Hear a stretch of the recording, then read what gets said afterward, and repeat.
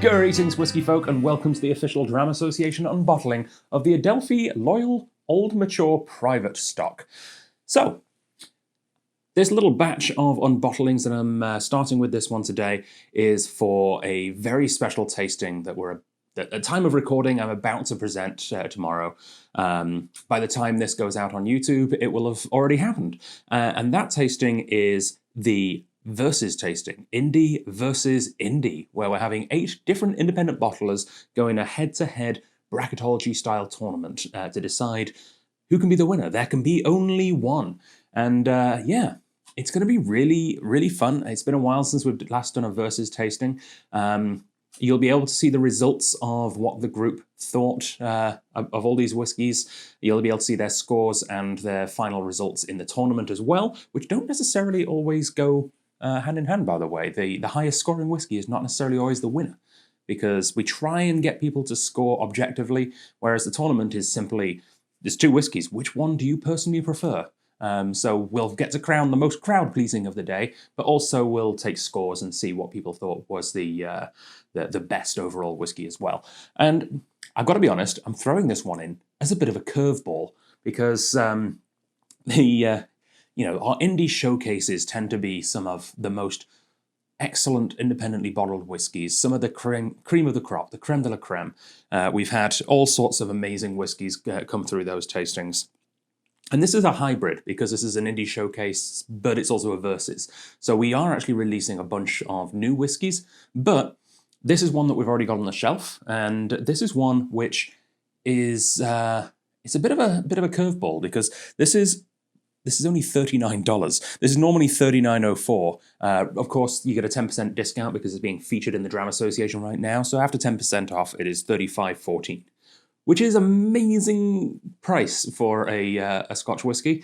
But this is kind of Adelphi's sort of take on the standard Scotch. The house Scotch, something along the lines of famous Grouse, or maybe Johnny Walker Red Label, or Bell's, or Ballantine's, or there's so many amazing whiskies at that price level. And I've got to be honest, I do sometimes a little bit silently judge people who are so dismissive of these whiskies. So for a start, whether you like them or not, you have to acknowledge the fact that we wouldn't have single malts or single grains or blended malts or single cask whiskies without the style of whiskey. A huge, about 80% I think it is these days still, of whiskey sold worldwide is this sort of price level blended whiskey. It props up the whole industry. So you've got to give it respect for that. But also, they're often really, really bloody good. And I actually recently tried this exact bottling at a private tasting last week, where I tried it for the first time with a group of friends, and I was quite blown away. So let's see if lightning strikes twice. First of all, there is a little bit of information on the back. So Adelphi, if you're not familiar with them, are one of the more premium, higher-end independent bottlers, funnily enough. We've had a few in the Dram Association. We've had some of their really interesting hybrid-style blends, where they've blended Scotch whiskey with Indian whiskey in the case of the Kincardine, or with Japanese whiskey in the case of the Glover. Both really interesting, awesome whiskies in their own rights. But they've had some really cool single casks as well. They also are the people behind Ardnamurchan, which is about to arrive at the Strath. We're really looking forward to the first arrival of the Ardnamurchan single malt whiskey. We did have their, I think, 16-month-old or something a couple of years back that came to us, but we're finally getting the actual whiskey very, very soon, which is super cool. Yeah, there's a bit of information on the bottle here too. The Adelphi Dancey Man, which you can see the picture of the dancing man right there, actually.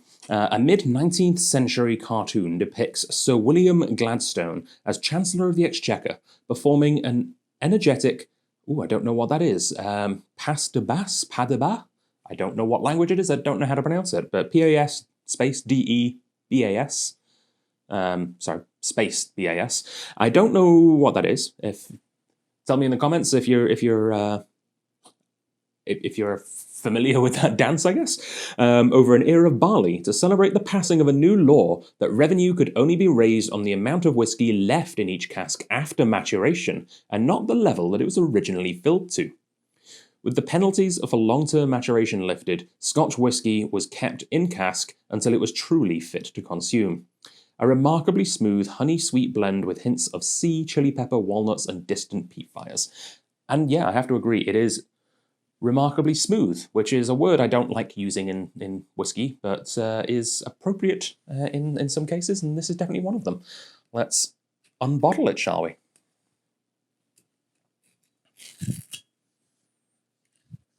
And it's nice to have an inexpensive $35 blended whiskey with a pop. Lovely. Screw tops just aren't as satisfying. They're just not. Oh, yeah. Really quite impressive on the nose, it has to be said. Salted caramels. Yeah, that distance peaked. It is reminiscence of Johnny Black Label at first. At first glance. Nutty caramel.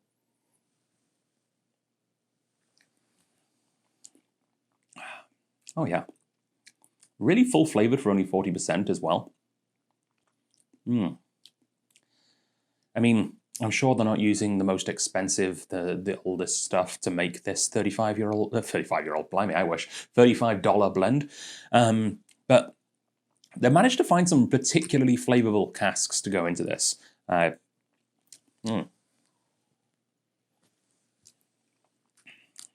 Yeah, it's nice. The one thing to mention, and it's going to be really interesting seeing how this ends up going head to head, is when I did taste it last week, I thought it was excellent off the bat. I thought it was quite impressive, but just like today, I hadn't actually had any other whiskies. As soon as I went back to it after having a couple of sort of higher ABV, sort of big, juicier single malts and blended malts, and we had blended grains, actually. We had some hedonism, the muse at that tasting.